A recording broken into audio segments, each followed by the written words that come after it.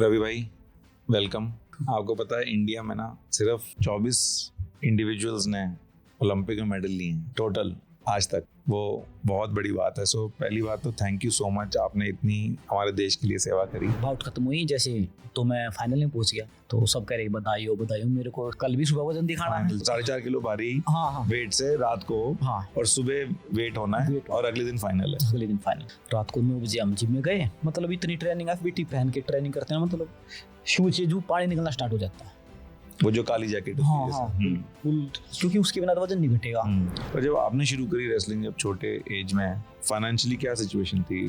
Ball देख लिया हमने, बास्केट टीम में बॉल पड़ी है, उछल रहे थे, एकदम से पैर ऐसे टर्न कर गया, इतना एकदम से इतना हो गया, आवाज आई कटक, मौका भाई हो गया काम। मैं तो भाई लेट गया। पहली बार सीनियर सेलेक्ट होया है और ये हो गया। सब बोलेंगे भाई ये क्या है, तो डॉक्टर ने बोला कि अभी आगे क्या टूर्नामेंट। तो मगाजी टूर्नामेंट तो अप्रैल अभी सितंबर में वर्ल्ड चैंपियनशिप है ओलंपिक वाली पर। तो बोला कि आप ना टूर्नामेंट छोड़ दो। 23 में आपने मेडल जीत लिया ओलंपिक्स में, तो अगला ओलंपिक तो मतलब बिल्कुल ही था कि आपके ग्रास्प में था ना एक तरीके से। तो वो लॉस तो बहुत बड़ा है इस इंजरी का। अपने आप को समझा लेता हूँ कि यार ये इंजरी अब वही है, पिछले ओलंपिक से पहले हो जाती जब चाकरी एक भी नहीं रहता, एक भी मेडल नहीं मिलता, तो जब चाकरी लेते तो ऊपर वाले की बड़ी कृपा रही कभी से। मैं मानता हूँ कि मेरे ऊपर तो स्पेशल आता रहा कभी से। क्वालीफाई वाली वर्ल्ड चैंपियनशिप होती है ना, वो तो मानो कि ओलंपिक से भी टफ होती है, क्योंकि ओलंपिक में तो आपको 3 बाउट खेल के आप फाइनल पहुंच जाओगे। क्वार्टर, प्री क्वार्टर और सेमी, और वर्ल्ड चैंपियनशिप में तो आप कम से कम 5 बाउट खेलोगे फाइनल तक पहुंचने के लिए। और अभी आपको इंडिया में जो रेसलर्स हैं, क्या प्रोस्पेक्ट्स लगते हैं अब अगले ओलंपिक्स में? हमें आपके हिसाब से कितने रेसलिंग में मेडल निकलने चाहिए? आप दागिस्तान भी गए हो? हाँ, बहुत बार ट्रेनिंग करने की बहुत बार। तो बताओ थोड़ा दागिस्तान के बारे में। आपकी प्रिपरेशन कैसे रहती है एक बड़े मैच से पहले? एक ही चीज रहती है कि जो हमने सीखा ना कम से कम मैट पे वो दे पाए, बस। उसके बाद तो सारी चीजें छोड़ देते। मैट पे चढ़ गए तो चढ़ गए। पहले तो ये रहता है कि पता नहीं क्या होगा, वो होगा, ये होगा, पर मैट पे चढ़ गए जब हाथ मिल गया ना, बस फिर तो भाई अब आने दे।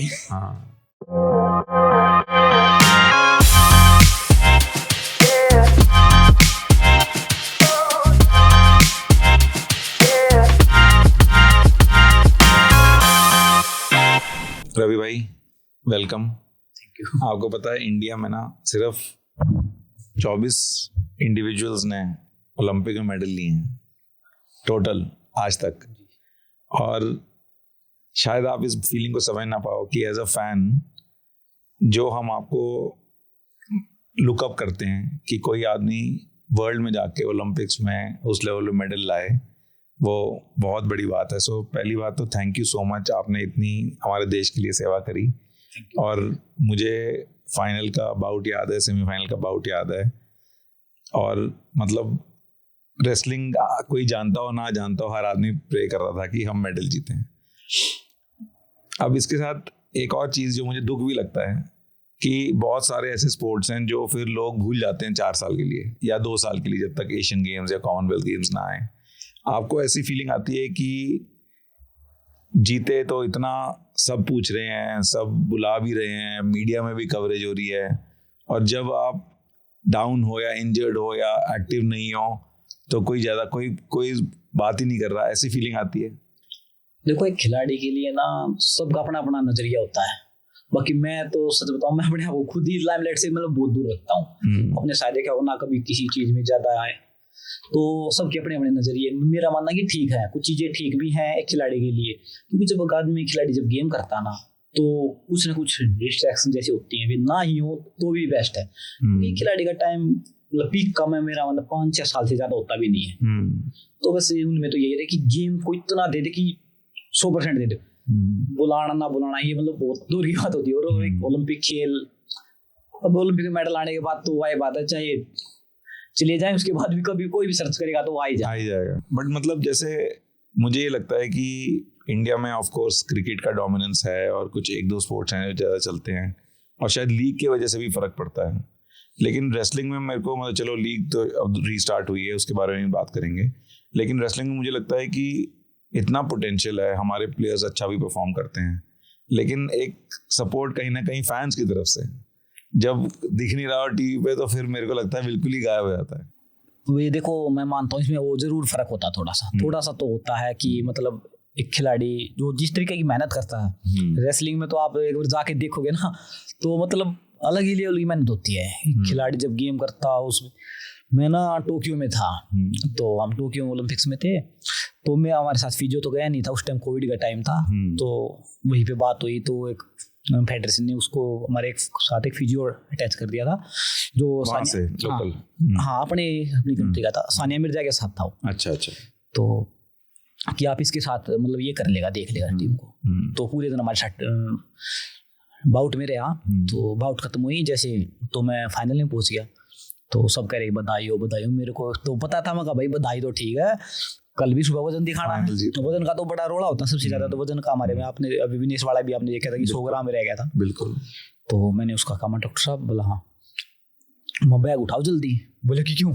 मैं बैग उठा भाई, सुबह वजन दिखाना है, ये बधाई तो मैं पता है जो है, मैं कल वजन नहीं आया तो डिस्क्वालीफाई हो जाएंगे, बधाई खत्म हो जाएगी। तो बोले अब क्या करोगे? मैं तो उठा, उसने बेचारे ने अपना बैग उठाया और मैंने अपना उठाया और जल्दी भाग के बस पकड़ी और खेल का आगे। तो बोले क्या हो गया? मैं कुछ नहीं हुआ, तू छोड़ अपने बैग ना रख दे यार, ये मेरा दूसरा बैग है, ये उठा ले, उसमें FBT और वो कपड़े थे।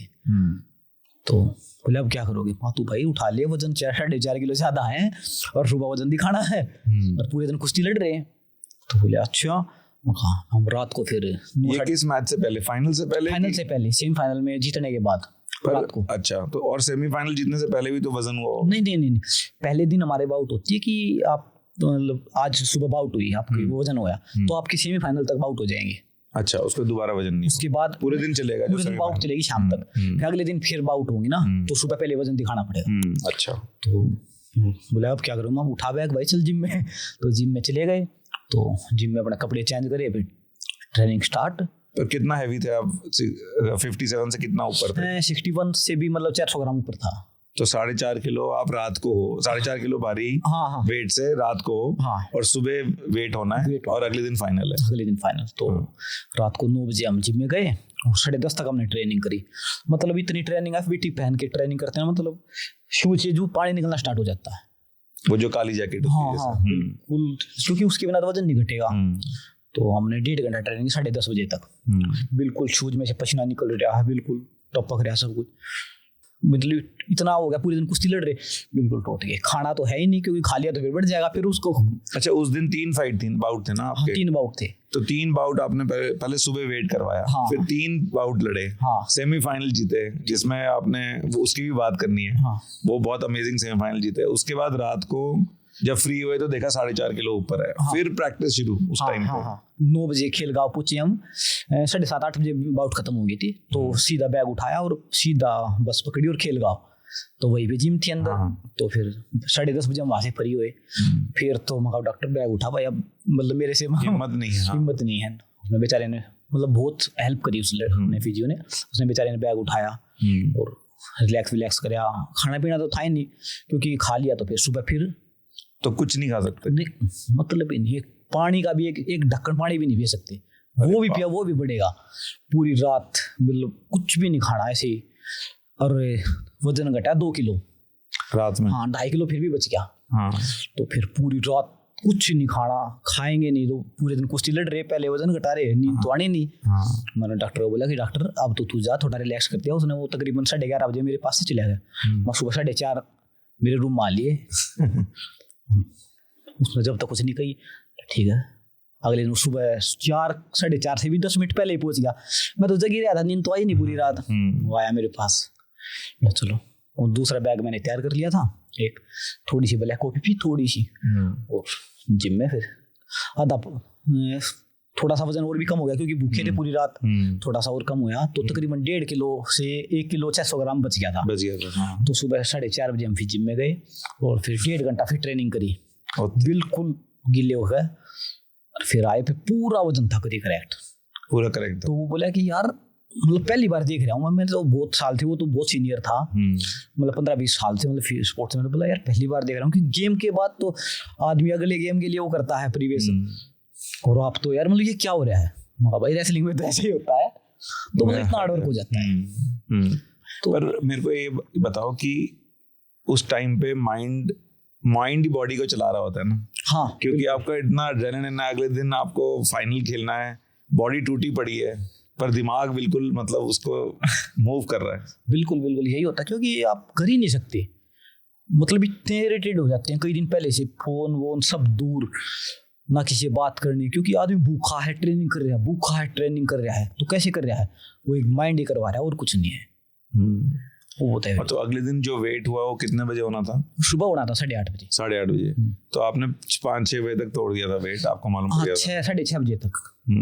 और रूल क्या होता है, मतलब कुछ बिल्कुल भी 57 है तो 57 से पूरा का पूरा करें, जैसे अब ये विनेश का भी तो सेम ही हुआ था, सेम कि मतलब 1 ग्राम भी ऊपर नहीं हो सकता, कम चल जाएगा, ऊपर नहीं। हाँ, और अगर आपका उस टाइम वेट नहीं मीट होता तो कुछ टाइम मिलता है कि आपको आधा घंटा और मिला है, काट के आ जाओ, या एक बार हुआ वेट नहीं तो नहीं, ये होता है कि 8:30 से पहले दिन जो वेट होता है तो होता है कि 8:30 से 9, और जो दूसरे वाले दिन होता है जैसे उसमें 15 मिनट मिलती है, तो आपको 15 मिनट में कोई तोड़ सकता है। 15 मिनट में अगर आपको दिखा दो देगा, नहीं तो फिर रूल है ही नहीं फिर उसके बाद, तो फिर वो तो कोई बात ही नहीं है। तो और अगले दिन का जो फाइनल गोल्ड मेडल मैच था वो कितने बजे था? वो शाम को था। तो अब मेरे को ये बताओ कि अब 9 बजे आप फ्री हुए वेट वगैरह करके, फिर रिकवरी कैसे शुरू करी उस टाइम से शाम तक? बस ये होती, क्योंकि उस टाइम तो आदमी खड़े होने की हालत नहीं होगी। रिकवरी फिर यही है कि पियो जितना पिया जाए, खाया जितना, उसके बाद नहीं फिर उसके बाद खा भी नहीं सकते ना ज्यादा, खाया नहीं जाएगा क्योंकि उल्टी होनी स्टार्ट हो जाएगी, बॉडी को पेट खराब हो जाएगा। होता है, हर बार होता है कि जब हम ट्रेनिंग करके मतलब इस तरीके से करते हैं ना, तो उल्टी दस्त मतलब बहुत बुरा हाल हो जाता है, पर शाम तक भी हो जाता है कि हाँ थोड़ा थोड़ा बैलेंस हो जाए। पर सो पाए उस टाइम फिर दोपहर को? हाँ, दोपहर को थोड़ा खाने के बाद थोड़ी नींद आई, 2 घंटे 1.5-2 घंटा मैं सोया। और मतलब ये चीज जो है आपने एक्सपीरियंस करी, आप ये तो परफॉर्मेंस में तो इम्पैक्ट करेगी ना ये चीज। मतलब अगर कोई भी, हम नॉर्मल जिम भी जाते हैं, रात को नींद पूरी नहीं हो तो सुबह हिम्मत नहीं हो रही होती, तो फाइनल में मतलब जैसे कोई भी मैच खेलते, अगर आपने इतना वेट तोड़ा, फिर गेन किया, नींद पूरी नहीं है और खाना अच्छे से नहीं हुआ, सिस्टम प्रॉपर तरीके से नहीं, तो इम्पैक्ट तो होता ही होगा परफॉर्मेंस में। देखो होता है, तो उसमें फिर हम शिकायत भी नहीं कर सकते, क्योंकि देखो अगला खिलाड़ी भी तो पूरा वेट दिखा रहा है, ये तो है नहीं कि भाई उसको वेट नहीं दिखाया, उसकी हाइट छोटी है बड़ी, उससे क्या फर्क पड़ता है, उसका भाई वेट तो पूरा का पूरा है, तो इसमें किसी शिकायत का कोई मौका ही नहीं है। तो जो रूल है वो रूल है उसमें। बिल्कुल एग्री। और आपका जब आपने एक दिन पहले वेट करा, जब सही था, मतलब सेमीफाइनल वाले डे पे, तो जो 4-4.5 किलो बढ़ा वो इसलिए क्योंकि उस दिन में जो भी आपने फ्लूइड्स लिए होंगे, जैसे क्योंकि 3 फाइट्स हैं, तो इसी वजह से बढ़ा होगा। चाहिए उसके लिए एनर्जी चाहिए ना, तो वो उसी दिन सुबह 57 दिखाया, तो जब शाम तक 62 बहुत नॉर्मल हो जाता है। मैं खुद वजन की तो मैं बताऊं 2022 में 22 में ना कॉमनवेल्थ गेम्स में, तो बिल्कुल ऐसा हो गया था कि अब तो आज तो वजन आएगा ही नहीं, मतलब मेरा भी ये खुद भी ऐसा लगने लगा था क्योंकि पसीना आना बंद हो गया। सुबह वजन भी 400 ग्राम ही ज्यादा और पसीना ही ना आए, ट्रेनिंग कर रहे हैं 1-1.5 घंटा हो गया, पसीना माथे पे इतना भी नहीं आया।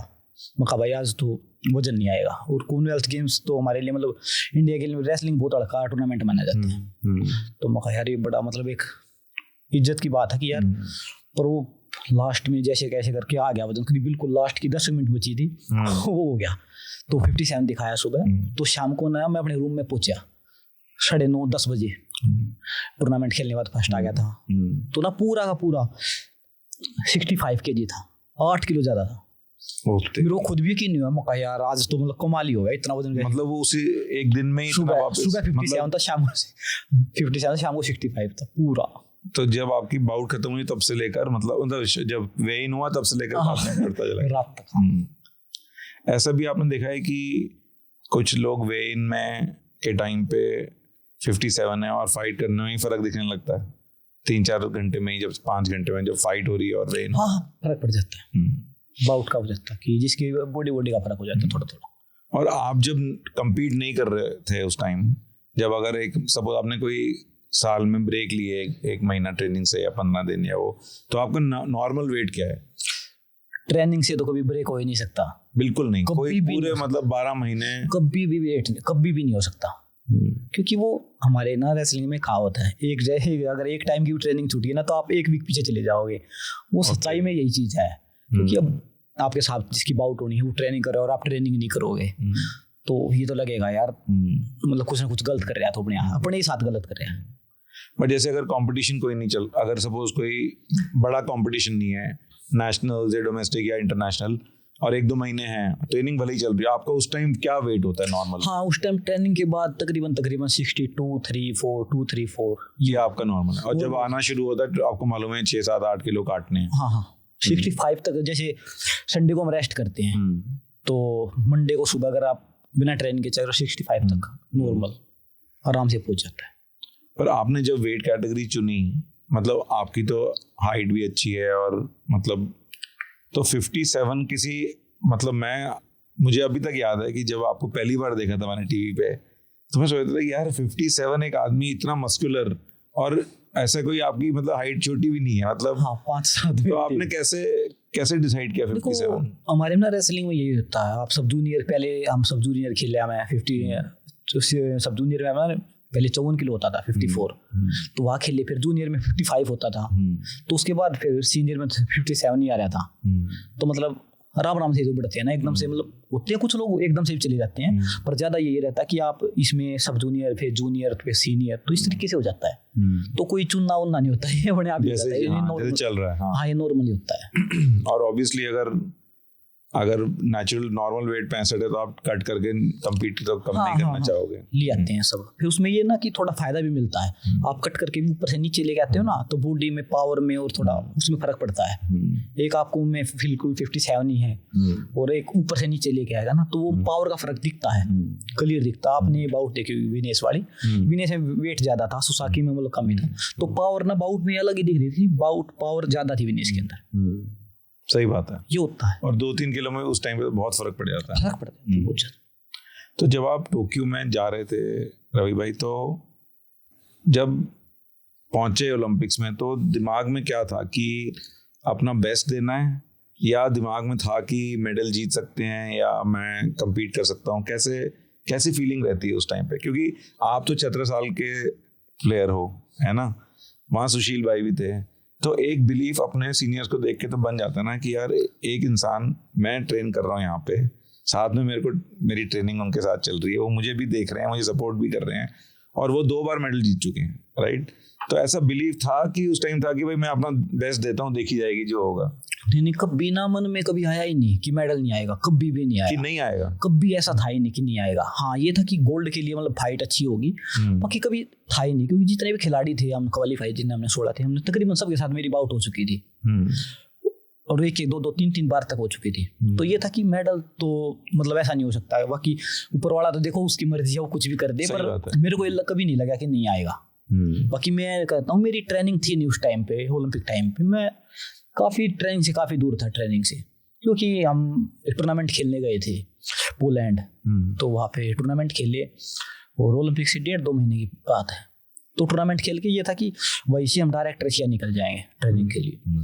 तो कोविड का टाइम था, वो वीजे वाजे में काफ़ी दिक्कत आ गई, तो हम पोलैंड थे कम से कम 27-28 दिन, तो वहाँ पे तो कोई खिलाड़ी है ही नहीं, ट्रेनिंग तो ना ही बराबर थी। तो उसमें मैं फेडरेशन की तारीफ भी करूंगा कि उन्होंने ना मतलब मेरे साथ एक स्पारिंग पार्टनर, मैंने बोल दिया था कि मेरे को एक स्पारिंग पार्टनर चाहिए है, चाहे मैं कहीं भी जाऊं, तो उन्होंने मेरे साथ भेज दिया था, तो उसके साथ ही मैं ट्रेनिंग कर लेता था जैसी भी होती थी।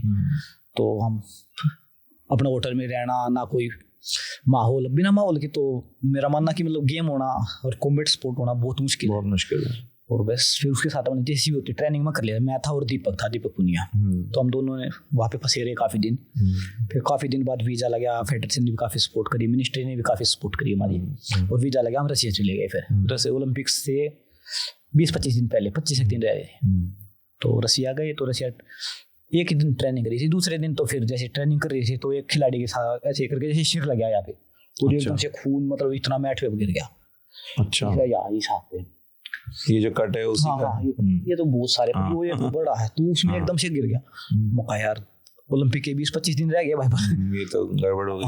तो फिर ऐसी ट्रेनिंग हो पाई। वो वुंड है तो उसके साथ फिर ध्यान तो रखना ही पड़ेगा। ट्रेनिंग तो होगी नहीं ना, क्योंकि ये अगर आपका खुल गया तो आप कॉम्बैट स्पोर्ट, आपका लगेगा ही लगेगा, सिर तो एक दूसरे के साथ कर ही नहीं सकते। तो मैट से भी दूर रहे कई दिन, 10-15 दिन, फिर थोड़ा स्टार्ट करी, फिर छोटी मोटी इंजरी फिर हो गई, जैसे ठोडी वोडी में कट लग गया। फिर ये था कि यार अब तो बेशक जाने का ही टाइम होगा ओलंपिक में, और जो है वो है अब। और ट्रेनिंग तो, पर ये था कि हाँ यार, मतलब कोई ऐसी बात नहीं है, मन में तो बहुत मतलब ये था कि नहीं। बाकी हम ज़्यादा लाइमलाइट में थे नहीं, मेरा मतलब उस टाइम तो कोई रेसलिंग वाले तो मेरे को जानते थे कि भाई रेसलिंग में तो मतलब पक्के मेडल आएंगे एक दो, विनेश का भी और मेरा भी मतलब काफी था, बजरंग था, पर लोगों की नजर में थे नहीं हम ज्यादा। पर मेरे को खुद भी ये था कि कभी ऐसा होगा ही, मतलब ऊपर वाला ऐसा आएगा, अलग बात है, नहीं तो नहीं होगा ऐसा कि मेडल नहीं आए। अच्छा, हाँ उस टाइम आप क्या 22-23 साल के ही हो गए? हाँ 23 साल के।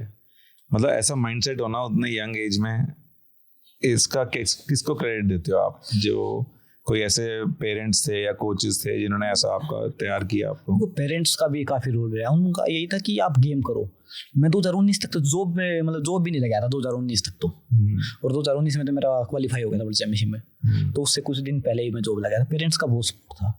एक ना विक्रांत महाजन जी हैं, काफी मोटिवेटर हैं, बहुत सारे वर्ल्ड रिकॉर्ड है, तो उनसे भी हम काफी जुड़े थे। तो उनका ये रहता था कि रवि कभी भी ना छोटी चीज मत सोचो कभी भी, जब सोचना ही है कोई टारगेट बनाना तो बड़ा बनाओ। मालिक ने आपको मौका दिया है, आपने वर्ल्ड चैंपियनशिप मेडल जीता है, जब क्वालिफाई करा। वर्ल्ड चैंपियनशिप मेडल जीतने वाले तो कम ही होते हैं, बिल्कुल। तो हम थे, तो उनका यही था कि हमने फर्स्ट आना है, तो हम टारगेट मेरा यही था कि मैं फर्स्ट आऊंगा ओलंपिक में। बाकी ऊपर वाले की मर्जी है, वो खिलाड़ी भी है, अच्छा खिलाड़ी है, मेरे से ज्यादा एक्सपीरियंस वाला भी है, तो उनका बहुत सारे लोगों का सपोर्ट था। उनका यही था कि यार आएगा। और जब जो एक दिन पहले था जिसमें तीन बाउट थे, उसमें क्या शेड्यूल रहता है कि सुबह आपने वेट किया 8:30 बजे? हाँ। उसके बाद पहला मैच कब हुआ? 2-2.5 घंटे के बाद स्टार्ट हो जाते हैं, 2 घंटा 1.5 से 2 घंटे लगते हैं। उसके बाद ऐसा है कि जीतते रहो तो आगे बढ़ते जाओ। हाँ, जीतते रहो तो आगे बढ़ते जाओ। सेमीफाइनल के बीच में थोड़ा गैप होता है। जैसे आप सेमीफाइनल पहुंचोगे ना, तो उसके बाद 2-3 घंटे ब्रेक होता है, फिर उसके बाद 6 बजे फिर सेमीफाइनल स्टार्ट हो जाते हैं। और सेमीफाइनल में आप बहुत ट्रेल कर रहे थे, 9-2 ओपोनेंट की लीड थी, तो उस टाइम कुछ, जब आप कुश्ती के बीच में होते हो तो कुछ दिमाग में ही चल रहा होता है पॉइंट्स कम है नहीं है नहीं, या उस टाइम बिल्कुल ही दिमाग मतलब सिर्फ गेम पे है, या कभी ऐसे लगने लगता है यार ये तो हार रहा हूँ, कैसे होगा रिकवर? कुछ साइड के थॉट्स आते हैं? बस जब मैट पे चढ़ जाते हैं ना, तो मेरा तो मानना ये होता है कि अपना जितना 100 का भी होता है ना, 100 का भी अगर 200 दे पाए ना तो वो दे दो, क्योंकि 6 मिनट तो है, ज्यादा तो है भी नहीं। तो उसमें तो बस यही था कि यार मतलब जो मौका मिला ना बस वो कर जाओ, और आगे जो रिजल्ट होगा उसको तो क्या ही बदल सकते हैं। पर मेरे को यकीन नहीं था कि वो बाउट इस तरीके से चली जाएगी, क्योंकि मेरी पहले भी उस खिलाड़ी के साथ 2-3 बाउट हो चुकी थी। मेरा तो यही था कि मैं मतलब जीत जाओगे। और वो चीजें हो जाती हैं रेसलिंग जैसी गेम में। आपका रिकॉर्ड बेटर था उनसे, मतलब आप जीते हुए थे पहले? हाँ, मैं जीता हुआ था 2-3 बार। तो बस यही था कि मेरे को यकीन नहीं था कि ये हो जाएगा, पर वो इतने पीछे पहुंच जाओगे। हाँ। पर हो ही गया था वो, और ऐसी चीज में फंस गए थे। 99% निकलना मतलब नहीं था उतना, जो लोगों की दुआएं, भगवान का जो आशीर्वाद था कि बच गया। नहीं तो अगर वो दाव लगता ना, अगर आप 1-2 बार अगर वो दाव लग गया तो आप बच ही नहीं सकते। अगर आप ज्यादा कुछ करोगे तो मतलब आपके लेगामेंट चले जाएंगे। तो ऊपर वाले कृपा रही ना, लेगामेंट गए और बच भी गए। यार वो वीडियो है क्या एक बार सेमीफाइनल का है? हाँ, आई नो हमने आई थिंक क्यों किया हुआ है। मैं वो पॉइंट पे ना भाई क्या सोच रहे थे, मैं उसमें बहुत इंटरेस्टेड हूँ, क्योंकि देखने वाले को लगता है वाह क्या कर दिया, लेकिन जो अंदर ये इन्होंने जो पट्टी बांधी हुई है सर पे, वो कोई इंजरी है? आप लोगों के ये आईब्रोज तो बहुत फट जाते हैं। हाँ, ये सारे के क्योंकि सर लग रहा है इस पे।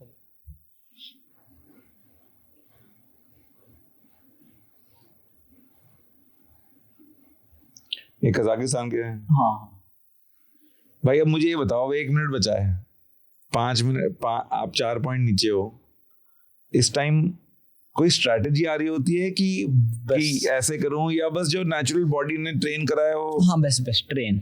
उस टाइम इतना कहाँ सोचने का टाइम मिलता है? सोचने का बिल्कुल क्या ही मिलता होगा। 1 मिनट बचा हुआ है, आप 4 पॉइंट पीछे हो। 4 नहीं, 9 और 7 थे। हाँ, पहले 9-2 हो गया था, 9-2 हो गया था। हाँ। उसको भी पता है कि वो डिसअपॉइंट हो गया यहाँ पे। बताओ भाई थोड़ा इस टाइम क्या चल रहा है? कुछ नहीं चल रहा है। नहीं मतलब आप थोड़ा इस दाव के बारे में बताओ। इस टाइम दाव की कोई बात ही नहीं है। उस टाइम तो बस ये था कि यार मतलब 1 ही मिनट बची, अब क्या कर सकते हैं हम अपने पास से, बस वो कर देते हैं, बाकी तो क्या ही कर सकते हैं, अब 1 मिनट है। बट ये होता ना कि अगर दोनों शोल्डर नीचे चले आए तो सीधा खत्म, तो आप उसी के लिए ट्राई कर रहे थे कि भाई नहीं, बाउट उसके लिए भी, उसको मेरा ये था कि वो स्कोर भी हो जाएगा, पर बहुत कम चांसेस थे। वो भी बेचारा इतना डिसअपॉइंटेड है कि उसको लगा कि ये हाथ में था मैच, वहां से निकल गया। हाँ ये तो एक खिलाड़ी के लिए इससे बड़ी, हाँ हाँ। और फिर फाइनल में कैसा रहा? फाइनल भी ठीक था, तो बहुत क्लोज मैच था, काफी क्लोज था। और ना कुछ चीजें हो जाती हैं जो थोड़ा सा, अगर आप बाउट में ना आपकी 19-20 बाउट है तो उसमें आप थोड़ा सा भी फेवर कर दोगे ना, उससे भी काफी फर्क पड़ जाता है। तो कुछ चीज थोड़ी बहुत हो जाती हैं, तो इस लेवल पे, ऊपर लेवल पे थोड़ी बहुत, मैं ज्यादा नहीं कहता, होती हैं ये चीजें। तो बस यही था अपनी तरफ से, वहाँ भी यही था कि भाई पूरी कोशिश कर। हाँ बिल्कुल, कोई मतलब ही नहीं था कि भाई सिल्वर के लिए, तो ये था कि भाई देश के लिए गोल्ड जीतते हैं। और ये मौका कब किसको मिलता फाइनल में पूछने।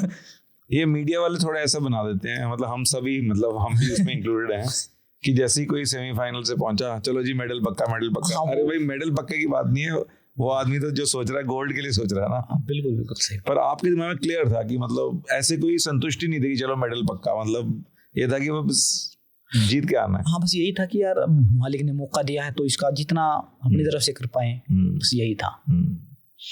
और जब वापस आए तो माहौल ही अलग होगा।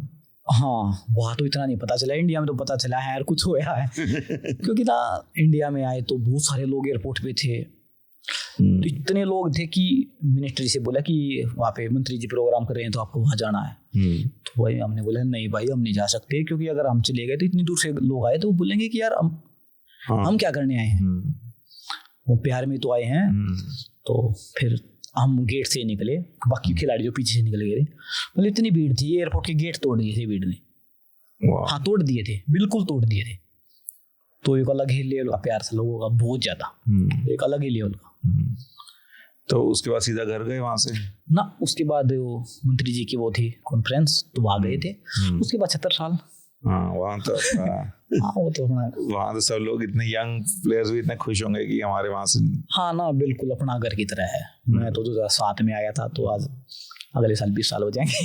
तो अपने इतना टाइम तो घर पे भी नहीं दिया जितना वहाँ दिया। सही बात। बिल्कुल भाई, एक चीज मेरे को बड़ा मतलब दुख लगता है कि कोई एथलीट मेडल जीत जाता है तो इज्जत भी, पैसे भी, मतलब सब लोग चाहते हैं फोटो भी खिंचवाएं। अब जब मैं भी आपको बोला कि मेडल दिखा दो, मतलब ये एक वो है। बट जो एथलीट्स काफ़ी होंगे जो आपको लगता होगा टैलेंटेड हैं, जीतने लायक हैं, कुछ हो गया या कभी कोई इंजरी हो गई या कभी बाई चांस उस टाइम पे एक मैच अच्छा नहीं गया, पर उस लेवल के हैं, उन लोगों को सपोर्ट, मतलब आपको ज़मीन आसमान का फ़र्क दिखा होगा ना कि मेडल से पहले या मेडल के बाद। तो मेडल से पहले एक रेसलर कैसे अपनी मतलब डे टू डे फाइनेंशियल कैसे मैनेज करता है, कितने क्या इनकम हो जाती है अगर सिर्फ आप इंटरनेशनल लेवल पे नहीं खेल रहे? तो बिल्कुल बहुत ज़्यादा, मेरा मानना कि इसमें ना बहुत खिलाड़ी टूट जाते हैं। और ना एक ओलंपिक मेडल जीतना या मतलब जितनी बड़ी चीज़ें जीतना, उसमें ना एक भगवान का सिर्फ हाथ होना बहुत जरूरी होता है। मैं खुद मानता हूँ, मेरे साथ बहुत खिलाड़ी है जिन्होंने मेरे साथ ट्रेनिंग करी है, और मेरे जितनी करी है मेरे से ज़्यादा भी करी है, कुछ नहीं, मैं ये नहीं कहूँगा कि मैंने इतनी करी है, उन्होंने भी करी है, मगर कहीं ना कहीं कभी इंजरी या कभी फैमिली या फिर कोई ना कोई चीज़ें आ जाती हैं, तो वो खिलाड़ी ना एक खिलाड़ी ही फेस कर सकता है उस चीज़ को। तो बस मेरा मानना ये होता कि यार हम इस लेवल पे पहुंचे तो हम अपने खिलाड़ियों के लिए, अपने छोटे भाइयों के लिए जितना हमारे से हो पाए वो करें। तो बड़ा दुखी हो जाता है उस टाइम, और वो चीज़ें संभालना वाकई में एक अलग ही फीलिंग है। वो तो एक आदमी जब देखता ना, जब भी पता चलता है। बट जैसे आपका मतलब खर्चा काफ़ी हो जाता है, क्योंकि आपको अपनी पूरी बॉडी मेंटेन करनी है, कोचेस चाहिए, फिजियो चाहिए, आपकी न्यूट्रिशन बहुत ज़्यादा है। तो अगर कोई खिलाड़ी नेशनल लेवल पे है अभी, मतलब इंडिया में नेशनल लेवल पे अच्छा कर रहा है, तो उनका रेसलिंग से खर्चा निकल जाता है अपना। देखो पहले के मुकाबले बहुत सारी चीजें अभी ठीक ठाक हो गई हैं।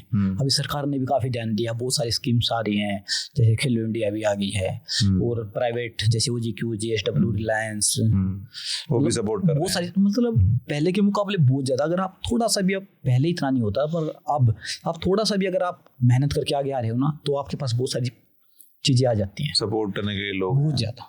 और थोड़ा अगर कोई अच्छा खेल रहा है तो PWL का प्लेटफॉर्म भी अच्छा है, बिल्कुल, वहाँ कुछ पैसे भी मतलब अच्छा कमा सकते हो। बिल्कुल बिल्कुल बिल्कुल। तो पहले के मुकाबले बहुत चीजें सरकार फैसिलिटी भी दे रही है, बहुत सारे काम अच्छे कर रही है। पर जब आपने शुरू करी रेसलिंग जब छोटे एज में, तो मतलब फाइनेंशियली क्या सिचुएशन थी? बस पिताजी खेती करते थे, जमीन भी अपना 1-2 एकड़ थी, वो कुछ थी नहीं, तो पिताजी भी दूसरे की जमीन लेके खेती करते थे। तो बस ये था कि बस घर ही चल रहा था, जो घर का दूध दही ये होता है वो तो दिल्ली आ जाता था। पिताजी डेली सुबह दूध दही मक्खन लेके आ ही जाते थे डेली। हाँ डेली। उन्होंने कभी भी चाहे बारिश हो चाहे कुछ भी हो, बाकी मैं कई बार मना करता था कि इतनी बारिश में नहीं आओ। तो मतलब पहले लोग मना करते समय डर लगना, क्योंकि पिताजी के सामने बोलना था। हाँ। पिताजी के सामने बोलना तो मानो कि आज तक नहीं बोल पाते, चाहे हम कुछ भी हैं। हाँ। मतलब ही नहीं कि उनके सामने कुछ बोल पाए। तो दूसरी बार कहते तो अपना काम कर ले और अपना काम कर ले, अपना करने दे। हाँ। तो मतलब सब कुछ ले आते थे। और मतलब मैं मानता हूँ आज हम कुछ भी हैं तो मैं अपनी फैमिली की, पिताजी की, माँ जी, इनकी बदौलत हूँ। मैं कुछ भी नहीं हूँ अगर वे नहीं होते। तो उनका जो सेक्रीफाई है वो अलग ही लेवल का। और एक तो शुरू से उन्होंने सपोर्ट किया, वो बहुत बड़ी बात है। नहीं तो खैर अच्छी बात यह है कि हरियाणा में स्पोर्ट्स कल्चर थोड़ा बेटर है हाँ। बाकी शहरों से, बिल्कुल बाकी स्टेट से। लेकिन एक सपोर्ट करना कि भाई मतलब आपने कितने एज में शुरू किया? 5-6 साल पे आपने शुरू किया होगा? 8-9 साल से कर रहा था। गाँव एक आध साल गाँव में किया, 2-4 में फिर मैं दिल्ली आ गया था। तो उस टाइम से उन्होंने बोला कि तू मतलब आप लग जाओ इसमें। 1-2 साल तक तो मतलब वो भी काफी बिजी थे, क्योंकि उस टाइम तो उनको भी इतना पता है, अब आदमी दूसरों की जमीन लेके खेती करना बहुत बड़ी चीज है। और बस ये था कि हाँ 1-2 साल तो था, फिर उसके बाद तो उन्होंने स्टार्ट ही कर दिया था। फिर तो कंटिन्यू ही आया, बिल्कुल कंटिन्यू। उनका कोई रूल नहीं है, वो तो आना ही आना। तो हमारे ना एक आप जानते हो कि कहते हैं ना नीत के साथ बरकत होती है। तो वो मैं मानता हूँ कि कहीं ना कहीं वे चीजें भी आती हैं। मैं ना आपको एक और बात बताऊंगा। मैं ना 2019 में जब तक ना मेरे पास जॉब थी, और 2019 की बात है, मैं ना एशियन चैंपियनशिप के लिए सेलेक्ट हो गया। ट्रायल हुई हमारी सोनीपत, तो मेरा सिलेक्शन हो गया सीनियर में एशियन चैंपियनशिप में 2019 पहली बारी सीनियर लेवल पे। तो टीम जानी थी, चाइना एशियन चैंपियनशिप हो रही थी और 1 वीक बचा हुआ था। तो हम कैंप में थे सोनीपत, मैं था, दीपक था। तो संडे का दिन था, हम बड़ा आराम कर रहे थे बिल्कुल। सुबह उठे तो हमारा ये रहता कि यार जैसे ट्रेनिंग होती है उस दिन तो शेड्यूल पूरा फिक्स होता है। सुबह उठे, ट्रेनिंग करी, आए, ब्रेकफास्ट करा, थोड़ा रेस्ट किया, फिर खाना खाया, फिर आराम करा, शाम को फिर ट्रेनिंग, फिर अपना खा पी के फिर सोना। तो संडे को ये था कि भाई खाड़े में तो अब भी जो संडे होता है, संडे को भी सुबह ट्रेनिंग का एक सेशन होता है, पर शाम फ्री मिल जाती है। शाम फ्री मिलता, पर कैंप में तो बिल्कुल फ्री हो जाता है संडे। अभी तो कोई वो नहीं होता, कुछ तो नहीं होता कि आप रेस्ट करो। तो हम आराम से सो रहे थे, 7-8 बजे आँख खुल गई, 7 बजे बोर हो गए ऐसा लेटे लेटे। मका अब क्या करें, रोज ट्रेनिंग की आदत है। हम लोग बोर हो गए कि अब क्या करें, क्योंकि ना ज्यादा फोन चलाने की आदत ना कुछ ज्यादा थी। तो बोले मका चलो यार थोड़ा पसीना निकाल लेते हैं, बहाने से पसीना भी निकल जाएगा, टाइम पास भी हो जाएगा।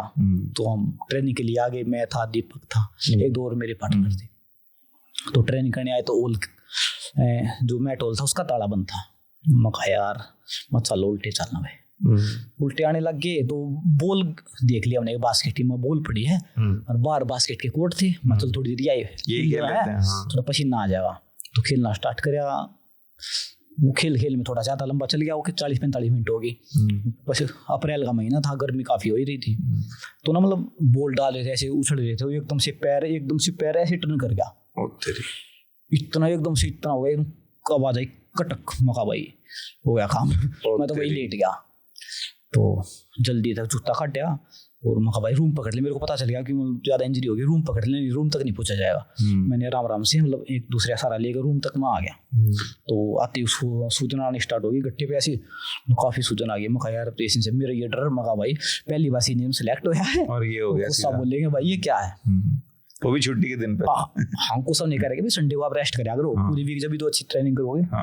यार पंगा हो गया। मैं तो बर्फ लगाई सुबह से शाम तक, मतलब यही सोच में यार ना जॉब है, अभी फंस गया भाई। ऐसे लेटे रहे ऐसे निकल गया पूरा दिन। अगले दिन मैं तो ट्रेनिंग पे नहीं गया। मैंने अपने पार्टनर को बोला भाई कुछ साबू बोल दिए, उसका थोड़ी हरकत सी हो रही है थोड़ी। तो उन्होंने कह दी कोच को कि सर ऐसे हो रही है। तो ठीक है, 1-2 दिन और पेन किलर खाई, 2 दिन में रहा। तो फिर मैं आराम से लंगड़ाता पहुंच गया और खड़ा हो गया जहाँ पे कोच था। भाई अभी ट्रेनिंग करवा के आएगा। तो उसको क्या पता कैसे आया है। मैंने मगा जी मैं दिल्ली जाऊँ, मैं वही से एयरपोर्ट पर आ जाऊँगा। तो कोच जगवंदर जी से अच्छे आदमी थे वो। तो बोले कि रवि कोई दिक्कत नहीं, आप जाओ दिल्ली। तो कोच अपने से ले गए। मैं अपने फिर लंगड़ाता मैं दिल्ली आ गया। MRI करवाई। तो डॉक्टर ने बोला कि अभी आगे क्या टूर्नामेंट। तो मगा जी टूर्नामेंट तो अप्रैल अभी सितंबर में वर्ल्ड चैंपियनशिप है, ओलंपिक क्वालीफाई। तो बोला कि आप ना ट्रेन ये टूर्नामेंट छोड़ दो सितंबर का, ये अच्छा ये वाला है। इस चैंपियनशिप अगर नहीं छूटा ना, अगर थोड़ा सा भी वो इसके लिगामेंट बिल्कुल अटका हुआ है, थोड़ी सी भी दाब आ गई तो टूट जाएगा। बोला ये मेरा ओटी है ना, हम कहा इसमें लेटना पड़ेगा। डर चढ़ा दिया उसने, मका भाई फंस गया आज तो मैं भी काफी मन मका यार ठीक है। मैं आकर सीडी स्टेडियम में अंदर बैठ गया, काफी देर से बैठा, 1-1.5 घंटा। मतलब मका यार ना जॉब है, ये टूर्नामेंट मिला था ये छूट गया, ये भी छूट गया। तो फिर बैठा था काफी देर से। फिर साथी थे उनसे बात हुई, बोले कि यार एक एंकल वैंकल कुछ ना होते यार, तू लड़का मैंने मेरे साथ चल ना जाता। तो भाई तू जा, ये मौका मिला है, ये मौके नहीं छोड़ने चाहिए।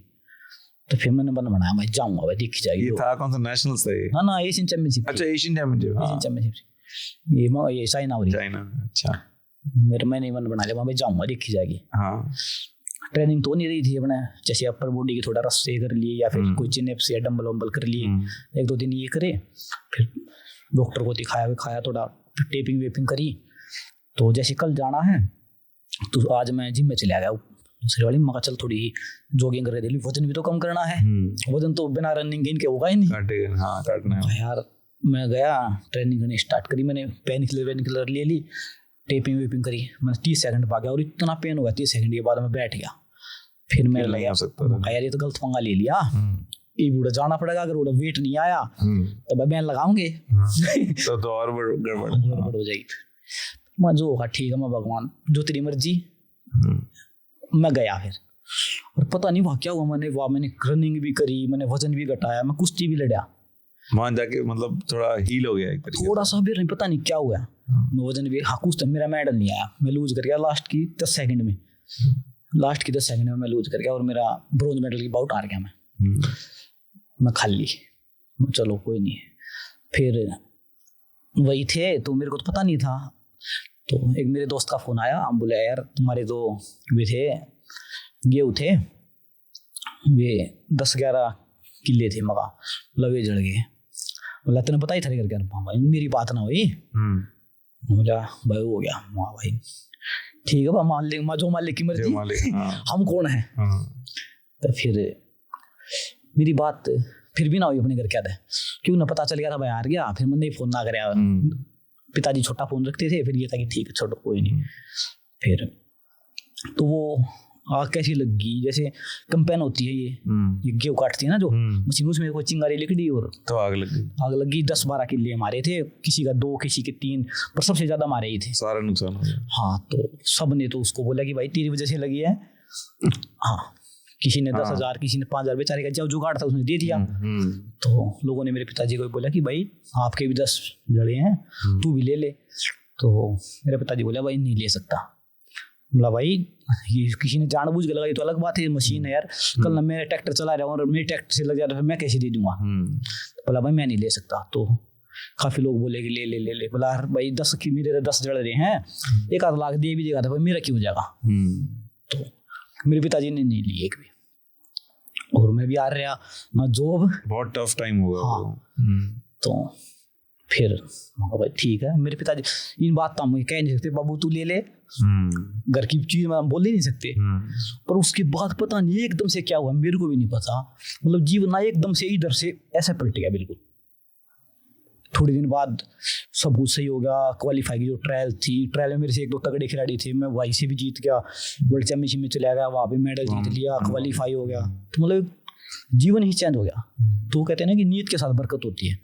तो जब लगा हाँ यार ऊपर बड़ा परीक्षा तो लेता, पर मतलब जितनी बड़ी लेता ना उससे कई गुना देता है। तो वही से चीजें हो जाती हैं। और जो ये आप वर्ल्ड चैंपियनशिप में ब्रॉन्ज मिला, तो जैसे जो फैंस हैं उनको तो हम यूजुअली वर्ल्ड चैंपियनशिप उतना फॉलो नहीं करते, ओलंपिक्स और एशियन गेम्स, कॉमनवेल्थ देखते हैं। बट वैसे देखा जाए तो ओलंपिक्स और वर्ल्ड चैंपियनशिप का सेम लेवल की कंपटीशन है, सारे वर्ल्ड के बेस्ट रेसलर्स वहाँ भी आ रहे हैं, वहाँ भी आ रहे हैं। कहीं ना कहीं ज्यादा हो जाता है, जो क्वालिफाई वाली वर्ल्ड चैंपियनशिप होती है ना, वो तो मानो कि ओलंपिक से भी टफ होती है। क्योंकि ओलंपिक में तो आपको 3 बाउट खेल के आप फाइनल पहुंच जाओगे, क्वार्टर, प्री क्वार्टर और सेमी। और वर्ल्ड चैंपियनशिप में तो आप कम से कम 5 बाउट खेलोगे फाइनल तक पहुंचने के लिए। क्योंकि वो ओलंपिक में और ज्यादा लोग हैं यहाँ ओलंपिक में तो 16 जने ही हैं और उसमें तो 50-60 बच्चे खिलाड़ी हो जाते हैं एक वेट कैटेगरी में। तो पहले 25 होएंगे, फिर 12 होएंगे, फिर 6 होएंगे, फिर 3, फिर 2, फिर 1। तो इस तरीके से मतलब वो काफी टफ हो जाती है। पर चैंपियनशिप का मेडल तो वाकई में बहुत बड़ा है। और यहाँ हम लोग उतना समझते नहीं है उस चीज को। तो उसके बाद 3 साल आपके 2-3 साल बहुत गोल्डन रहे ओलंपिक्स के बाद, है ना? मतलब बैक टू बैक आपने एशियन गेम्स जीता, कॉमनवेल्थ गेम्स में गोल्ड जीता, फिर आई इंजरी। तो क्या हो गया, ट्रेनिंग में हो गई इंजरी या कैसे, क्या हुआ, क्या एग्जैक्टली? हम ट्रेनिंग ही कर रहे थे, लास्ट की 10-15 सेकंड बची हुई थी और हो जाता नॉर्मल, कोई वो ऐसी बात ही नहीं है। तो एकदम से पैर टर्न हो गया, एकदम से कटक देना मका हो गया काम भाई। और आपके मतलब ACL भी टियर हो गया और MCL भी टियर हो गया और मेनिस्कस भी। ओह शिट, 3-4 चीज एक साथ। तो उसी टाइम मालूम पड़ गया होगा कि मेजर इंजरी हो गई है? हाँ, तुरंत पता चल गया था कि हाँ कुछ ज्यादा ही होगी, क्योंकि जो आवाज थी ना वो एकदम कटक देनी थी बिल्कुल, था कि यार हो गया। उस टाइम पे जब 23 में हुई ना इंजरी? हाँ 23 के टाइम पे तो आप मतलब पता नहीं आप सोच रहे थे कि नहीं, बट एक साइड दिमाग में होता होगा ना यार, अब 24 में ओलंपिक्स आ रहा है, इस बार एक मेडल बनता है और गोल्ड की पूरी कोशिश रहेगी। मतलब दिमाग में तो आ ही रहा होगा ना कि जैसे आपने बोला 5-6 साल तो पीक होते हैं। बिल्कुल, आपकी पीक यंग एज में आ गई, 23 में आपने मेडल जीत लिया ओलंपिक्स में, तो अगला ओलंपिक तो मतलब बिल्कुल ही था कि आपके ग्रास्प में था ना एक तरीके से। तो वो लॉस तो बहुत बड़ा है इस इंजरी का। देखो होता है, तो फिर मैं तो कई चीजों में अपने आप को समझा लेता हूँ कि यार ये इंजरी अब वही है, पिछले ओलंपिक से पहले हो जाती जब चाकरी एक भी नहीं रहता, एक भी मेडल नहीं मिलता, तो जब चाकरी लेते तो ऊपर वाले की बड़ी कृपा रही कभी से। मैं मानता हूँ कि मेरे ऊपर तो स्पेशल आता रहा कभी से। मैंने कभी घर में कभी किसी भी चीज बेशक कम थी पर कभी कम नहीं देखी। मैं छोटा 10-11 साल का था जब दिल्ली आ गया था, उसके बाद तो अपने एक अच्छा ही जीवन जिया है, अपने पिताजी माताजी की तुलना में, अपनी फैमिली की तुलना में सबसे अच्छा जीवन जिया मैंने। एक अच्छे सेंटर में, इतने बड़े सेंटर में, इतने बड़े स्टारों के बीच में आ गया था मैं। 2007 में आ गया था, 2008 में सुशील जी का ओलंपिक में मेडल आया, 2012 में योगेश्वर जी का भी साथ में आया। तो मतलब अपने साथ ऐसे सीनियर्स हैं जो ऐसा परफॉर्म कर रहे हैं, अच्छा कर रहे हैं। तो फिर छोटे से लेवल पे करते थे ना, तो ऐसा लगता था यार तो कुछ नहीं है, इनको देख। मोटिवेशन भी मिलती है लेकिन बिल्कुल। तो फिर क्या हुआ इंजरी में? मतलब कुछ मिसमैनेजमेंट हुई है ना इंजरी में कि ठीक से कुछ जल्दबाजी आप बोल रहे थे, ऐसे क्या हुआ एग्जैक्टली? कि सर देखो इंजरी होगी, फिर उसके बाद काफी कोशिश करी कि ठीक हो जाए, तो नहीं हो पाई, क्योंकि जैसे ही थोड़ी ट्रेनिंग करने स्टार्ट करे तो फिर हो जाए पेन होना। तो उसके बाद सर्जरी करवानी पड़ी, सर्जरी हुई तो फिर टाइम नहीं था ट्रायल्स के बीच में, 5-6 महीने थे, डॉक्टर ने 9 महीने बोले थे, 5-6 महीने में तो ट्रायल ही देनी थी ओलंपिक्स की। हाँ, तो बहुत सारी चीजें हो जाती हैं। तो आपने तो ट्रायल लड़ ली? हाँ, कर ली वो, क्योंकि मौका ही नहीं, टाइम नहीं था, फिर क्या ही करते, फिर सीधा 4 साल नहीं तो जाते हैं। बिल्कुल। तो अब क्या सिचुएशन है अभी? मतलब अब 2-3 साल हो गए हैं, अभी भी आपका मतलब पूरा तो रिकवर नहीं हुआ ना? सर देखो कोई चीज ना अगर आप जल्दबाजी करते हो तो कुछ ना कुछ उसमें थोड़ा सा जैसे फ्लूइड बनना या कुछ ना कुछ हो जाता है। तो मेरा मानना कि खिलाड़ी को ना पूरा फिट ही हो जाना चाहिए जब आप मैट पे आओ। तो बस वही है, थोड़ा बहुत पेन हो जाता है, जैसे ज्यादा ट्रेनिंग करो तो आपको कुछ ना कुछ जो मालिक ने दिया उस जैसा तो वो हो ही नहीं सकता कभी भी, पर फिर भी जितना कर सकते उतना हो जाए। दिमाग उस टाइम कहता होगा ना कि जल्दी से हो जाए रिकवर, वापस जाओ, डॉक्टर बोल रहे हैं टाइम लगाओ। ये खिलाड़ी का यही रहता है, खिलाड़ी का तो यही रहता है कि भाई वो तो ये चाहता है कि यार मैं अपने गेम से दूर ही ना हूँ, मगर हाँ बिल्कुल सही बात, तो वही ना जो वो चाहता है। सही बात। और अभी क्या सिचुएशन है रवि भाई? मतलब अब हमने न्यूज़ देखी थी कि सुनी थी कि आप 65 में लड़ोगे और इंजरी अभी भी, पेन अभी भी है, अगले साल मतलब 2 साल में ओलंपिक्स हैं। अभी क्या प्लान है आपका कि वापसी करनी है या बॉडी क्या कह रही है? कुछ भी नहीं पता, अपने आप को भी नहीं पता, क्योंकि जैसे ट्रेनिंग करते हैं थोड़ी ज्यादा तो पेन आना स्टार्ट हो जाता है। तो मतलब अपने आप में भी कुछ नहीं कह सकते, मैं झूठ भी नहीं बोल सकता क्योंकि बहुत सारी चीजें हैं। तो मतलब यही अभी आप ओपन हो कि जैसे बॉडी रिएक्ट करती है उस हिसाब से, मतलब अगर बॉडी ठीक हुई तो बिल्कुल मतलब आप करना चाहोगे? हाँ बिल्कुल, अगर पैर ठीक हो जाता है तो फिर तो सारी चीजें ठीक है। पैर की वजह से बहुत सारी चीजें होती है ना, पैर अगर ठीक नहीं हो रहा है तो कहीं ना कहीं ज्यादा अलग लोड मिलता है, एंकल पे लेगा या कमर पे लेगा, तो कहीं ना कहीं हाँ, बॉडी कॉम्पनसेट करेगी। हाँ, बिल्कुल, ये चीज ये मतलब काफी आ रही है। और अभी आपको इंडिया में जो रेसलर्स हैं, क्या प्रोस्पेक्ट्स लगते हैं अब अगले ओलंपिक्स में? हमें आपके हिसाब से कितने रेसलिंग में मेडल निकलने चाहिए? देखो मतलब जो आज के दिन पीक देखोगे ना, तो हम 2 से 3 तो फ्री स्टाइल और 2-3 लड़की भी। तो मतलब मेरा मानना कि फ्यूचर रेसलिंग का बहुत अच्छा है। 28 आप मानोगे नहीं, मेरा जो मानना 3 से 4 मेडल हम रेसलिंग से ले लेंगे, मेरे को जो लगता है। चाहे मैं हूं या ना हूं, पर होंगे 3-4 मेडल तो अगली बारी होंगे ही होंगे। और PWL के आने से भी तो फर्क पड़ेगा कि थोड़ा ज़्यादा, एक तो थोड़ा फाइनेंशियल हेल्प मिलेगी प्लेयर्स को, प्लस एक लीग है, इंटरनेशनल प्लेयर्स भी हैं, एक एक्सपोजर भी अच्छा है बहुत ज़्यादा। तो क्या अभी रीस्टार्ट हुई, तो आपका क्या, आपने देखे होगा इस बार सारे कैसे, तो क्या ओपिनियन है ओवरऑल? मतलब बढ़िया है कि कुछ इम्प्रूवमेंट्स कर सकते हैं? बहुत ज़्यादा, बहुत अच्छा। बिकॉज एक खिलाड़ी ना जितने टूर्नामेंट खेलेगा उतना निखर जाएगा और लीग बहुत सपोर्ट करेगी। हम भी 2019 में, मैं ना लीग के बारे में 2015 में मैं पहली बार लीग स्टार्ट हुई ना, तो मेरा जूनियर वर्ल्ड चैंपियनशिप मेडल आया था। जूनियर एशिया चैंपियनशिप में फर्स्ट आया था और जूनियर वर्ल्ड में सिल्वर आया था। तो 9 साल पहले साल ही मेरी बोली लगी थी। और मैं जैसे खेलने का 10 दिन रहे ना, तो एक टूर्नामेंट खेल रहा था दिल्ली स्टेट, तो उंगली थी ना, ये उंगली टूट गई उसमें और मैं खेल नहीं पाया वो लीग, वो हाथ से निकल गई। फिर 2-3 साल इंजरी इतनी रही कंटिन्यू, कभी घुटने में, कभी कमर में, कभी आंगली, कभी घुटना, कभी सिर। तो मतलब लीग ही नहीं मिल पाई। 19 में मिली, 19 में मिली। 19 में तो आपने 19 में तो प्रभु आग लगा दी थी लीग में। आप बोल रहे हो 20 में लोग आपको जानते नहीं थे, बट आई थिंक 19 में काफी, 19 में आपका नाम तो बहुत आ गया था कि एक रेसलिंग में काफी ठीक हो गया था। तो 19 में लीग मिली तो उसका फायदा भी बहुत ज्यादा मिला। लीग काफी सपोर्ट करेगी बहुत ज्यादा। और अभी जो इंडिया का प्रोस्पेक्ट है अगले ओलंपिक्स के लिए, कहीं ना कहीं आपको ऐसा लगता है कि हमने ओलंपिक लेवल पे थोड़ा अंडर परफॉर्म करा है, कि जहाँ 3-4 मेडल की उम्मीद हमेशा लेके जाते हैं पर 1-2 निकल पाते हैं? जैसे लास्ट ओलंपिक्स में 1 मेडल निकला, चलो विनेश वाला तो बहुत ही वो हो गया, लेकिन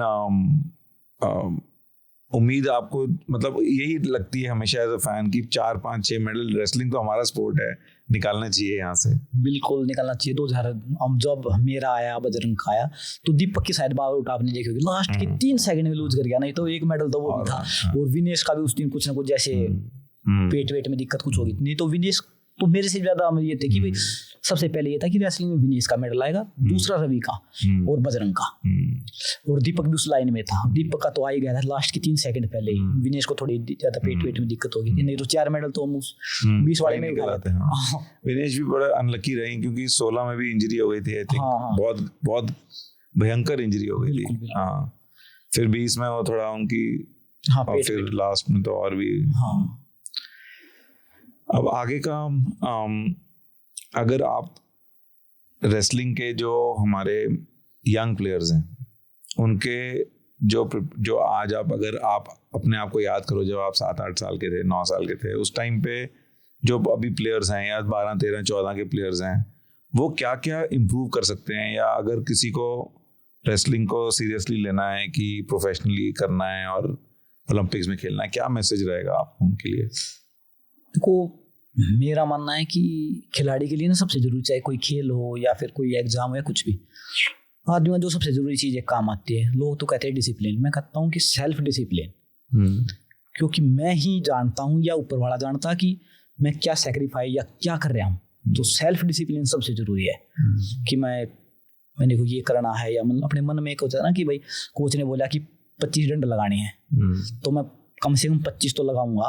अगर मैं 23-24 लगा रहा हूँ, हर एक 25 की जगह सोच रहा है कि कोच ने 25 बोली, मैं एक और लगा देता हूँ, कहीं ना कहीं मेरी छूट गई होगी, ऐसा कुछ तो उससे ही गैप होता चला जाएगा। तो सेल्फ डिसिप्लिन के बगैर मेरा मानना है कि आप ऊंचाई तक नहीं पहुंच पाओगे। हाँ, हो सकता है कि मतलब जहाँ पे आप पहुंचना हो उससे थोड़ा सा नीचे रह जाओ, अगर आपका सेल्फ डिसिप्लिन हो जहाँ पे पहुंचना हो उससे बहुत ऊपर पहुंच जाओगे।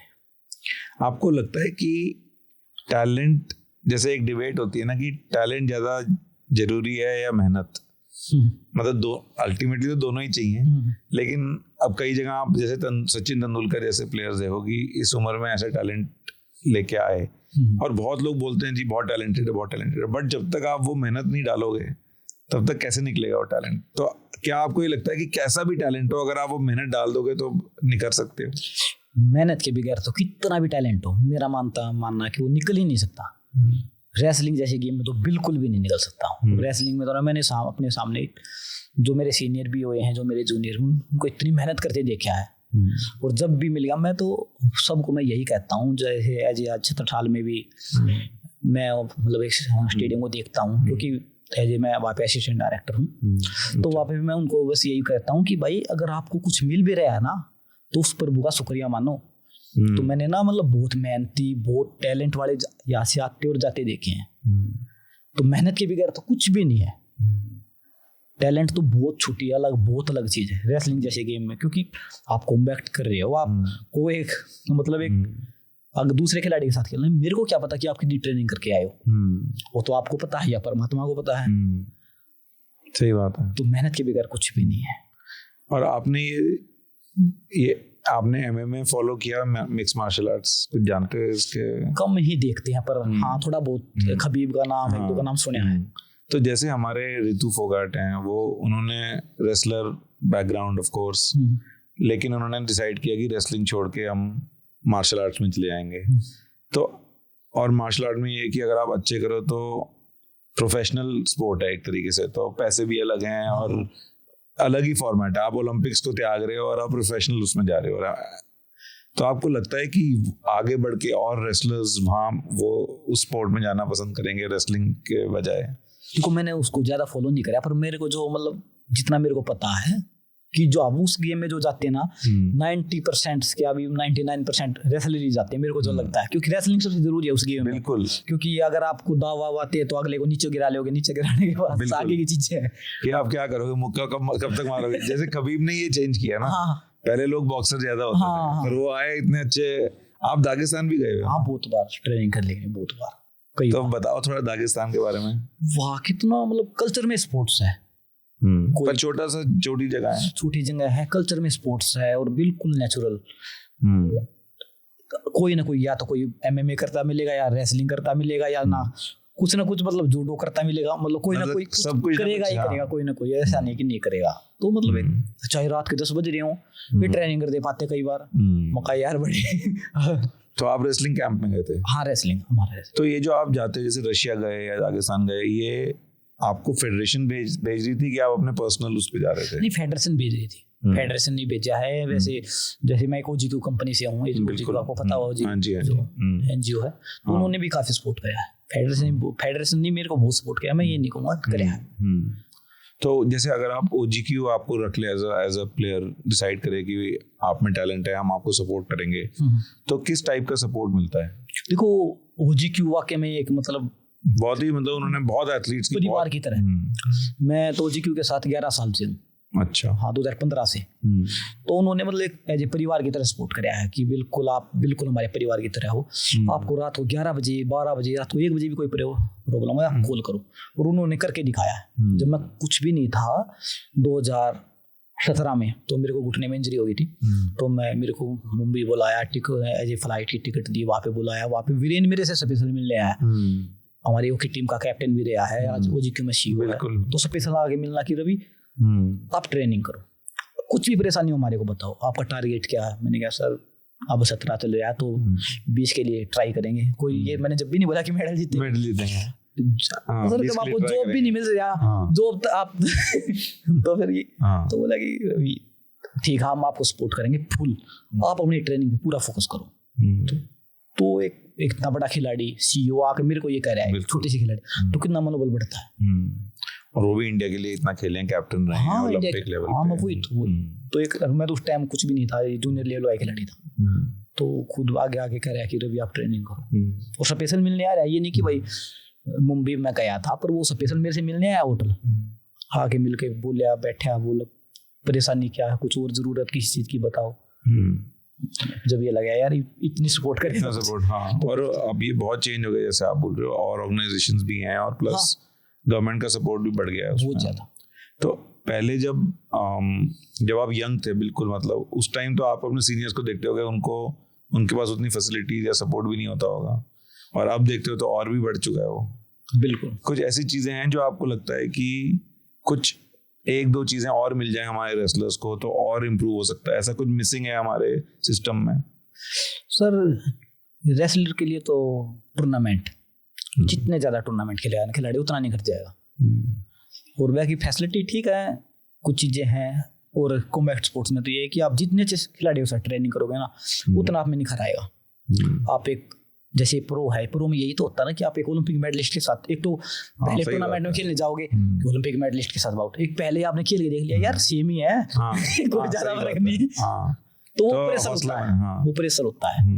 मैं अपनी बताऊं ना, 2019 में वो मैंने बताई थी वो एशियन चैंपियनशिप की, मैं ब्रोंज मेडल बाउट थी जो मैं जापानी पहलवान के साथ थी, मैं लूज कर गया था लास्ट की 8-9 सेकंड में, वो वर्ल्ड चैंपियन था ये जो एशियन जो और बट उस टाइम दिमाग में आता होगा ना कि इतनी पास था हमें वर्ल्ड चैंपियनशिप, तो मेरा भी लेवल है, मतलब कि वही तो मेरे को पता लग गया, जैसे मैं लूज तो कर गया, मेरे को लगा यार इतनी इंजरी के बाद भी यहाँ तक पहुंच गया तो यार मतलब रहा बहुत आसान है। फिर मेरे को ये टारगेट था कि भाई इंडिया में फर्स्ट आना, अब इंडिया में फर्स्ट आएगा ना ट्रायल में तो तू क्वालिफाई कर लेगा, तेरा मेडल आएगा, और वही हुआ। वहाँ पे ना उस जापानी खिलाड़ी के साथ ही मेरी बाउट आई क्वार्टर फाइनल, जो ओलंपिक क्वालिफाई की थी, अगर वो जीते क्वालिफाई होता। अच्छा। और मेरी उसकी बाउट वहाँ पे मैंने उसको हराया और वहाँ पे मैंने ओलंपिक का कोटा लिया।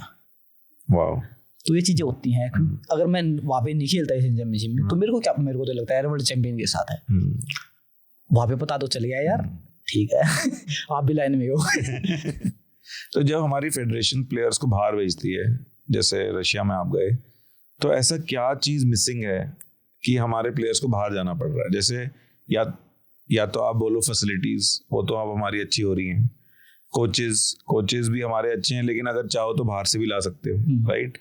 बट मेरे को ये है कि क्या कंपटीशन ज़्यादा मिल रहा है वहाँ की, आपको अच्छे और रेसलर्स हैं जिनके साथ day in day out sparring training मिलेगी, या रीज़न क्या है कि हम बाहर जा रहे हैं? ट्रेनिंग वही आप जितने, जैसे आप 10 खिलाड़ी हैं, 10 कोई एशिया चैंपियनशिप का मेडलिस्ट, कोई यूरोप का, कोई अफ्रीका, कोई अमेरिका, तो आप उनके साथ जितने साथ ट्रेनिंग करोगे ना उतनी आप निखार आओगे आप में, क्योंकि कॉम्बैट स्पोर्ट्स है, बॉडी अपने आप अडेप्ट कर लेती है कि भाई जैसे आज आपके साथ बाउट होगी ना तो ऐसा लगेगा मेरे को कि आप 1-2 बार ज्यादा भी मतलब पकड़ लोगे, अगले दिन थोड़ा फर्क होता चलेगा, आप उसके आपके साथ बराबर आता चला जाएगा। रेसलिंग में तो यही है कि आप तगड़े के साथ भी ट्रेनिंग करोगे ना तो आप आज मेरे को पटक के मार दोगे, ठीक है, कल आप उस तरीके से नहीं मार पाओ क्योंकि मेरे को पता चल गया यार ये करता है। हाँ, सही बात तो 10 दिन 12 दिन कर लिया मैंने कंटिन्यू आपके साथ, तो लेवल ही आ जाएगा, चाहे 4-5 किलो 6 किलो वजन ज्यादा हो, आप मेरे से तगड़े पड़ोगे पर मैं मतलब काफी टक्कर दे दूंगा। तो बस यही है कि आप ट्रेनिंग विदेशी कंट्री में जो खिलाड़ी, ये फायदा मिल जाता है। हाँ, ये फायदा मिलता है। ये जो अब जो हमारे रेसलर्स अब जा रहे हैं, बाहर जाते हैं, या जो कंपटीशन मिलता है जिनको, उनको कुछ कल्चरल शॉक भी पड़ता है, कभी वहाँ जाके एडजस्टमेंट की प्रॉब्लम होती है, लैंग्वेज की प्रॉब्लम होती है। मतलब आप इस फेवर में हो कि बाहर जाना चाहिए, कि आप इस फेवर में हो कि अच्छे कोचेस को इंडिया ले आएं और यहीं पे एक सिस्टम बने ताकि हमारी ट्रेनिंग इम्प्रूव हो? ओवरऑल जाना चाहिए जी, बहुत जरूरी है, बहुत जरूरी है उनको जाना। कोचिंग से खाली कोच से काम नहीं चलेगा, स्पारिंग के बिना काम नहीं चलेगा, ये इम्पोर्टेंट है बिल्कुल। और जब मैं अब 2-3 रैंडम क्वेश्चन पूछने आता हूँ, आपके मेन हीरोज कौन है? जब आप यंग थे तो ऑफ कोर्स योगेश्वर भाई, सुशील भाई को देख के वो तो आपको इंस्पायर करते होंगे, बट क्या ऐसे कोई और थे हीरोज इंटरनेशनल या किसी और स्पोर्ट में जो आपको लगता हो कि ऐसा चैंपियन बनना है या इनसे इंस्पिरेशन मिली हो? मैं जैसे फोन कम ही चलाता था, पर मैं 1-2 पुराने खिलाड़ी हैं उनसे मतलब बहुत ज्यादा इंस्पायर हुआ था। एक तो लड़की थी, एक अमेरिकन, विल्मा रुडोल्फ। हाँ, रुडोल्फ पैरा थी, पैरा कह रहा हूँ, मतलब उसके पैर में दिक्कत थी, डॉक्टर ने उसको बोल दिया कि तू कभी चल ही नहीं पाएगी। उसने नॉर्मल रेस में 3 गोल्ड जीते थे ओलंपिक में, और जबकि वो ब्लैक थी उस टाइम, अमेरिका में काफी जोर था, तो मतलब उसने एक कमाल ही करके दिखाया था, एक अलग लेवल का। डॉक्टर ने बोला तू कभी चल ही नहीं पाएगी, और उसने मतलब नॉर्मल में, ये नहीं कि पैरा में, नॉर्मल में 3 गोल्ड जीते थे, उनको कभी आप पढ़ना। मैं मानता हूँ कि मतलब उस लड़की ने जो कमाल करके दिखाया था ना, वो एक वो शूटर था जिसने एक हाथ उसमें फट गया था युद्ध में, उसने दूसरे हाथ से मतलब मैं इनको देखता था, मैं मानता था कि यार ये लोग ये कर सकते हैं, तो हाँ, इतनी बड़ी चीज कर सकते हैं। कितनी बड़ी चीज है कि मतलब आप राइट से कर रहे हो, राइट खत्म हो गया, फिर आप लेफ्ट से भी आपने करके दिखा दिया। तो ये मतलब इनकी इंस्पिरेशन। और आपके इधर स्टेडियम में कौन कौन सबसे ज्यादा मेंटोर्स थे, किसने सबसे ज्यादा गाइड किया, सपोर्ट किया आपको? मेरा ना काफी दोस्तों का सर्कल था, वो काफी पॉजिटिव रहे कभी से ही। उनका बस यही था कि हो जाएगा यार, कि उनका कभी उन्होंने कभी एक बात कही नहीं कि भाई नहीं होगा। जो मेरे स्पारिंग पार्टनर थे हमारे गांव से ही थे दो, एक बड़ा अरुण था, एक छोटा था। उन्होंने मेरी बहुत हेल्प करी है कि कहीं पे ट्रेनिंग पे साथ जाना, और बस ये था कि यार कर लेंगे, हो जाएगा हो जाएगा। क्योंकि वजन घटाने में ना, जब आदमी वजन घटाता मैं उस टाइम इतना इरिटेट हो जाता, उस टाइम मतलब ये किसी से देखना नहीं आता, भगा के मारते किसी को देखना नहीं चाहते, किसी से मिलना नहीं है। तो बस उनका एक ही रहता, कोई नहीं हो जाएगा हो जाएगा। तो उस टाइम जो दोस्त यार हैं वो भी बड़े पेशेंट चाहिए होगी उनको, कि बहुत ज्यादा पेशेंस, मतलब प्यार दिखाएं आपको पूरे टाइम, जो भी आप नाराज हो रहे हो, जो भी हो रहे हो, गुस्सा कर रहे हो। हाँ बस ये कि भाई हाँ ठीक है इसको लेटे रहने दो। ट्रेनिंग के बाद तो बोलना ही बंद हो जाता है वो सारी चीज। और आपकी प्रिपरेशन कैसे रहती है एक बड़े मैच से पहले? मतलब क्या आप थोड़ा मेडिटेशन या कामनेस रखते हो, या आप ज्यादा ओवर थिंक करते हो कि वो अगले आदमी की क्या टेक्निक है, या आप कभी विजुअलाइज करते हो कि मैं ऐसे इसको मतलब डिफीट कर सकता हूँ, या कुछ? कैसी प्रिपरेशन रहती है आपकी? सर बस एक ही चीज रहती है कि जो हमने सीखा ना वो मैट पे कराएं, क्योंकि बॉडी डेली एक चीज कर ही नहीं पाती। कॉम्बैट स्पोर्ट्स आप ये भी नहीं बता सकते, अब जैसे अब रनिंग है, आपको बता कि भाई इतने सेकंड में अगर आपने निकाल दिया इतना टाइम तो आप जीत जाओगे। कॉम्बैट में तो ये नहीं पता कि आप अगला बंदा क्या कर रहा है, क्या ट्रेनिंग कर रहा है, हमें क्या पता है। बाकी हम उनकी बाउट देख लेते हैं। और कभी ऐसी सिचुएशन आ जाती है कि आपने प्लान कुछ और किया पर एडवर्सिटी आ गई, तो बस ये था कि बस मालिक का ये आशीर्वाद रहे कि जो हमने सीखा ना कम से कम मैट पे वो दे पाए। बस उसके बाद तो सारी चीजें छोड़ देते, मैट पे चढ़ गए तो चढ़ गए। पहले तो ये रहता है कि पता नहीं क्या होगा, वो होगा ये होगा, पर मैट पे चढ़ गए जब हाथ मिल गया ना, बस फिर तो भाई अब आने थे। चलो लास्ट, अब 1 घंटा भी हो गया, एक बस लास्ट ये पूछना, ऐसा कोई रूल है रेसलिंग में जो आप चाहोगे चेंज हो जाए, जो आपको लगता है यार ये ठीक रूल नहीं है? नहीं सर, मेरे को लगता है कि रेसलिंग की बेस्ट रूल है, जैसे रिपचेज, ये तो किसी भी मतलब मेरे को लगता है कि शायद किसी गेम में होंगे। एक बार समझा दो सब लोगों के लिए कैसा चीज ये होता है। जैसे आपकी मेरी बाउट आ गई सर पहली, हाँ मैं हार गया, आप हार गए, मैं फाइनल पहुंच गया, तो आप ना जो मैंने जिस चीज को हराया है उनकी आपके साथ बाउट होगी, आप ब्रोंज के लिए फिर भी जा सकते हो अगर आप फाइनल पहुंचे तब। फाइनल में पहुंचे तो, अगर आप नहीं पहुंचे तो मैं बाहर हूं, फिर तो बाहर हो। तो पहले क्या होता था कि आपकी मेरी पहली बाउट आ गई, आप हार गए, आप बाहर, मैं जीतता चला जाऊंगा, मैं सेमीफाइनल जो मेरे से हारेगा वो ब्रोंज आ जाएगा। तो रहता था कि यार अब 2 अच्छे खिलाड़ियों की पहली बाउट आ जाती है, कई बार आ सकती है, क्योंकि दूसरा भी अच्छा था पर पहली आ गई, कम से कम उसको ब्रोंज का मौका तो मिलेगा ना।